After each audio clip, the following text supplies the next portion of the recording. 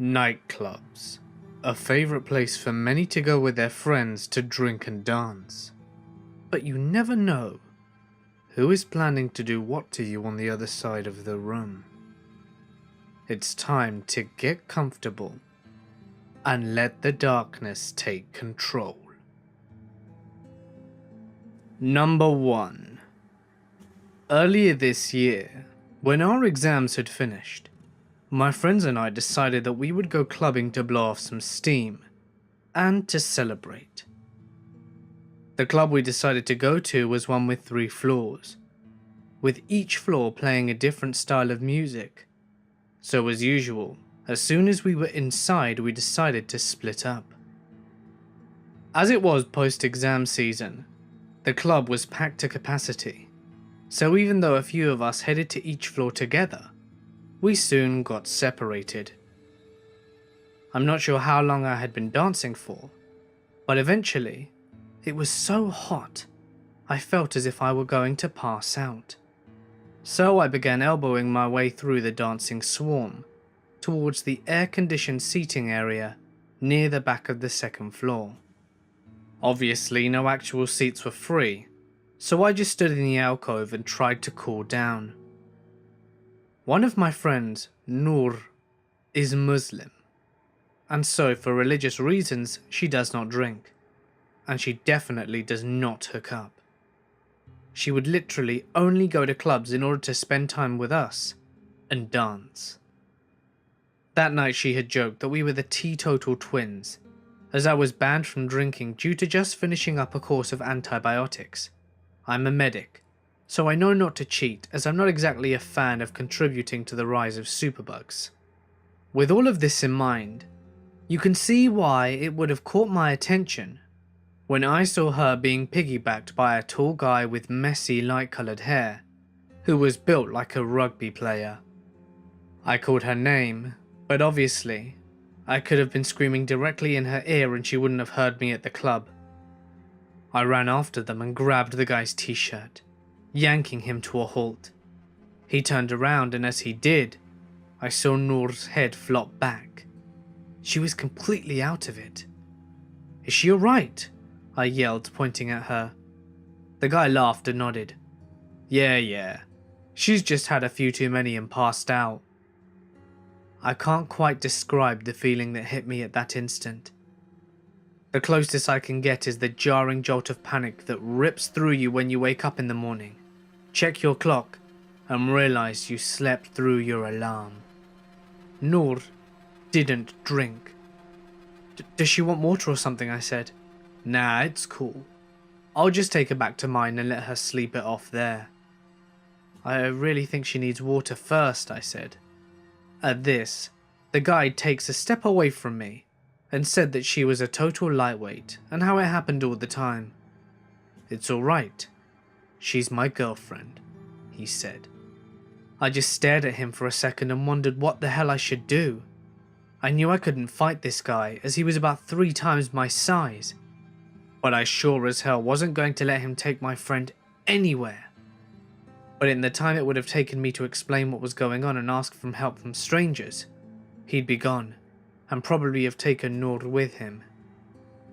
I tried to stall him for time. "Listen, mate, I'm a medic, and she looks seriously dehydrated. Why don't you sit down with her for a second and I'll go get a glass of water?" "I only live round the corner. It's cool," he replied. "Let me just try and wake her up before you leave, okay?"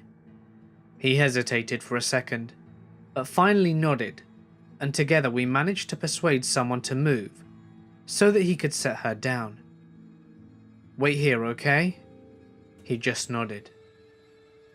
I set off as though towards the bar, but as soon as I was obscured by the crowd, I made a beeline for the entrance to the 2nd floor, where I knew there was always a bouncer on guard. I tried not to sound completely hysterical, as I yelled over the music to him that my friend had been drugged, and some guy was trying to kidnap her. He told me to calm down, and looked at me as though I were completely insane.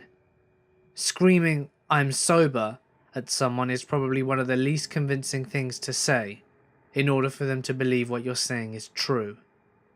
I was in a panic, as I realised I shouldn't have left Nora alone with that guy. Please just come with me. Something must have gotten through to him, as he decided to follow me to check it out. When we got there, Nora was slumped forward, exactly where I had left her, and completely unconscious. But the guy was nowhere to be seen. I gave the bouncer the best description I could, but considering the lighting, I wasn't able to make out much more than the hair, his t-shirt, and the fact that he was 6 foot tall and hench. He could have been anyone, and he's still out there. The next day, she woke up with a splitting headache and only fuzzy recollections of even going out that night. She has no idea what happened, no idea who the guy had been, and no idea how to thank me for saving her. If you see a girl who looks completely out of it, or utterly shit-faced, being carried out of a club, or leaving a club with a guy, I don't care how silly or cock-blockery you feel, please, please, just take a second to make sure she's okay. Number 2. Back in my late teens in Dublin, Ireland, I used to head to a particular nightclub every single week, and got to know most of the regulars in there, to the point where I could sit at any table and know at least a few people. One night I was introduced to a new woman that no one really knew very well. I said hello, and made very short and polite conversation, and then went about my time dancing and drinking as normal. Nothing much of note happened during my time at the club. At the end of my night though, I left a little bit earlier than my friends, because I live really far away and outside of the city. I got a taxi home, and got to bed, falling into a deep slumber. I need to point out that I don't actually drink very much, and there was no way in hell I was drunk when this happened. I woke up in the morning, sunlight streaming through the room, and I immediately knew something was wrong. There was too much weight on the bed. I spun and looked down to the end of the room, and there, sat on the end of the bed, was the woman from the night before, staring at me wide-eyed, with utter devotion and a weird smile. It was absolutely horrible. I had no idea what to say, and so I said nothing. I was so weirded out by her expression and the whole bizarre nature of the situation. I was dumbstruck.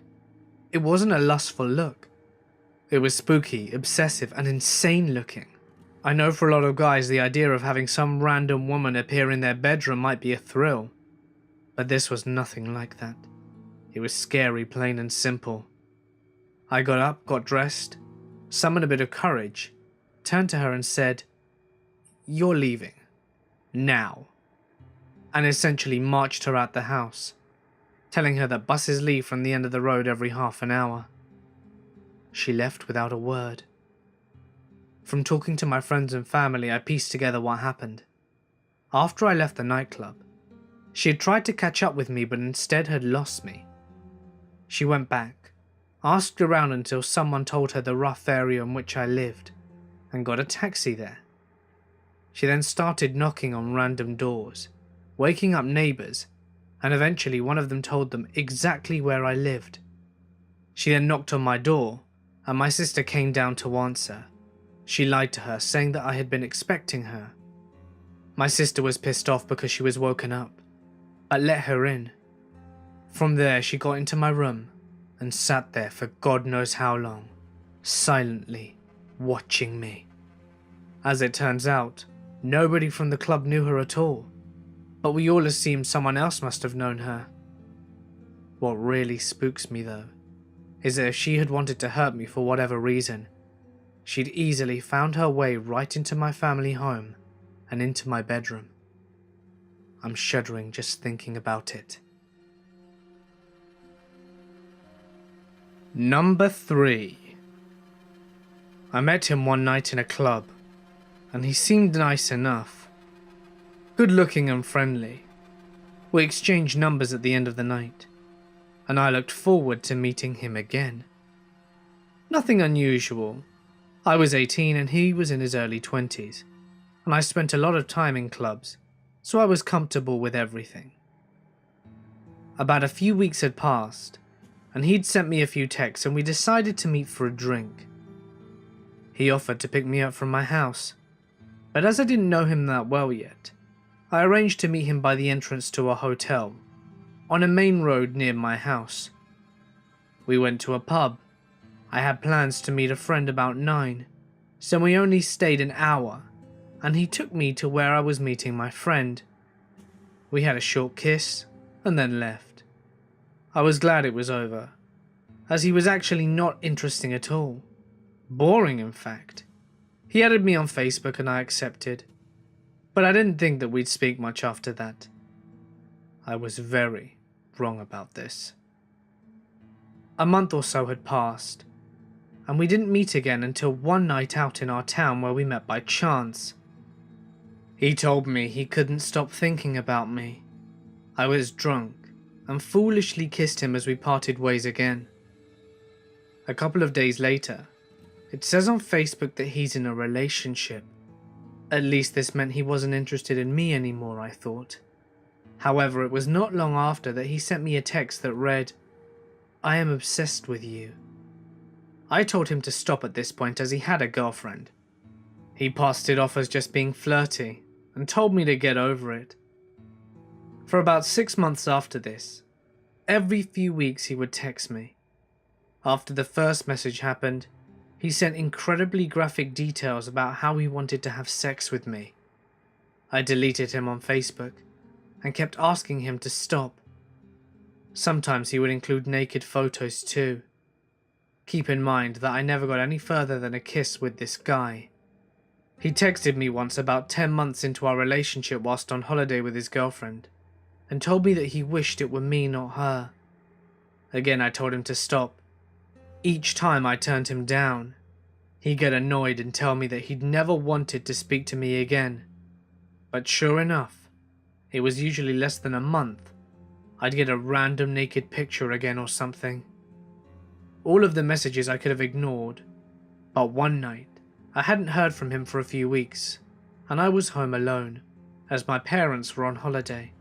Bear in mind, this is something I hadn't told anyone. Around 1 AM my phone rings, and it's him, so I hang up. These texts followed. Him: "Hey, let me in, I'm outside your house." Me: "No you're not, leave me alone." Him: "I am. I know you're alone. Let me in." Me: "No, leave me the hell alone, I'm not home alone anyway, you're wrong, you don't even know where I live." Him: "I do, I'm outside your house. Your room is the one with the red curtains," which is correct. Me: "No it isn't, and you've never been to my house." Him: "I picked you up the first time we went out." Me: "From about 10 minutes away from where I live, you've never been to my house." I take the opportunity to look out my bedroom window, and there was no one to be seen. Him: "I just saw your curtains move. Let me in." I ran around the house and turned off all the lights. I don't know why. I guess I just thought it would scare him off. Him: "You just turned off all the lights. I know you're there." I was crying a lot now, and the last text I sent was, "Leave right this second, or I'm calling the cops. If I ever see you, hear from you again, or have any contact with you again, I will call the police." His reply: "You don't need to be a bitch about it, I'll go." I didn't ever hear from him again, but the whole thing almost lasted 2 years from that one very short date. I still get really nervous when I see someone who looks similar now. I still don't know how he knew where my house was, or that my parents were away that night, and I can only assume that he'd followed me. Number 4. I used to drink at a certain pub in Glasgow, and go on to a nightclub after. The pub was populated by bikers and other heavy music fans, and this one guy that wore pale blue jeans and a white iron shirt totally didn't fit in. Now I'm an antisocial girl, so I would sit in the pub with a book. I liked a pint, music, and having people around. I just didn't like talking. White shirt man kept trying. He would nod at me whenever I looked up, try to buy me a drink. I went to the bar several times and he sat at my table trying to start a conversation. And apparently saying sorry I'm not interested didn't mean a thing to him. A few days later I'm back, and I was really dressed up because I felt like it. Creepy white shirt guy kept trying to catch my eye. When I walked around to the nightclub, he followed me persistently trying to get my attention. All night this dickhead followed me. The club had 3 floors and was packed, but this guy would even wait outside the loos if I went in. One friend I left my drink with later admitted he put it down on the bar for a while. After a while I started feeling odd. Very odd. I was dizzy, sweating, shaking, and decided I must be coming down with something and headed home. I don't remember going down the stairs, but apparently white shirt guy followed me. However, the bouncer stopped the creep getting to me when he tried saying I had too much to drink.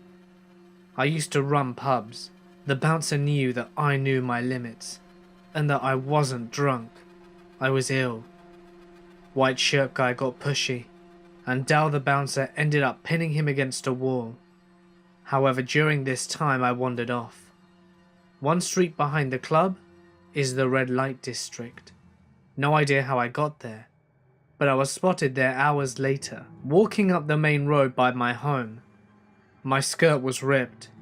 I had no shoes, bag or coat. A biker friend of mine, who is also a cab driver, recognized my tattoos from the back and stopped to see if I was okay. He instantly realized I wasn't, got me in his cab, and phoned the nearby hospital to say he was bringing me in. 3 days later I finally woke up and made enough sense to figure out what happened. My drink had been spiked with ketamine, a borderline dangerous dose. The cab driver talked to Dow the bouncer, and between them they figured out what happened. The cab driver and his friends tracked down the white shirt creep and gave him a kicking. Then the railway lads heard about it as well, and they gave him a kicking too. He was barred from the club and bar for life. It was an awfully long time before I ever went out again. Number 5. I'm from Denmark, so the drinking/clubbing age is 18. My town is pretty safe. I live in a province town that isn't huge, but it's not small for a Danish town, with a population of around 70,000. It all started with my cousin and I had a rough day, and felt the need to go out for the night. My cousin often goes out and she's pretty used to it, whilst on the other hand, I'm an introverted nerd, and I'm as soft as a marshmallow. It was around half midnight when my cousin and I were walking towards the club, in almost complete darkness. Nothing special at this point. When we're halfway towards the club, I see 2 guys walking up behind us, and when they walk past us I comment to my cousin that I liked one of the guy's shirts. It was a funny shirt saying, "Single." Me and my cousin laugh. We walk for a while longer, and then we get to see those 2 guys again that are speaking an unknown language on the bench. My cousin then decides to comment on the guy's shirt, which makes him and his friend wanting for some reason to strike up a conversation. They introduce themselves, and we introduce ourselves. They ask us where we're going and we tell them that we're going to the club. During the course of the conversation, they mention that one of the guys is 20 and the other one is 24. When they ask us how old we are, my cousin says she's 25 and I'm 18. One of the guy's eyes then light up when he hears that, and at this point we're pretty uncomfortable, and they're acting a bit weird, and the street is completely empty in the middle of the night. They then proceed to tell us that we shouldn't go to the club, but go home with them and have a drink. They also tell us that their car is right around the corner. I look weirdly at my cousin and she exclaims, "No." They follow us down the road, still trying to get us into the car with them. They tell us that they live nearby and that nothing's gonna happen. They have alcohol which we can drink for free at home, and it would be way more fun than going to the club apparently. They even try stepping in our way, but we quickly tell them no and that we don't want to go. Nonetheless, they were still pretty tall big guys, and I was feeling intimidated. They go towards their car, and we continue towards the club, unknowing that we should be seeing them soon again. My cousin tells me she's hungry, so we go to a little pizzeria down from the road where the club is. We get our food and sit down to eat, and towards the end of our meal, we spot the two guys looking in whilst walking past the pizzeria. They then return, but start talking with someone outside the place whilst we eat our last bite and walk out. As soon as we walk out, they start following us again. We get into the club, order a drink, and sit down at the booth. 2 minutes go by and the guys walk in. They look over, order the exact same drinks as us, and start walking towards us. I'm too slow, and the guy with the shirt sits down next to me, but my cousin reacts faster and blocks the seat from the other guy from sitting next to her. So he just stands next to her, and they say something in their unknown language to each other again. They started asking us weird questions, and the guy in the shirt moved his hand up my leg, causing me to shake him off. They keep persisting that we should leave the club and go back with them to have some fun.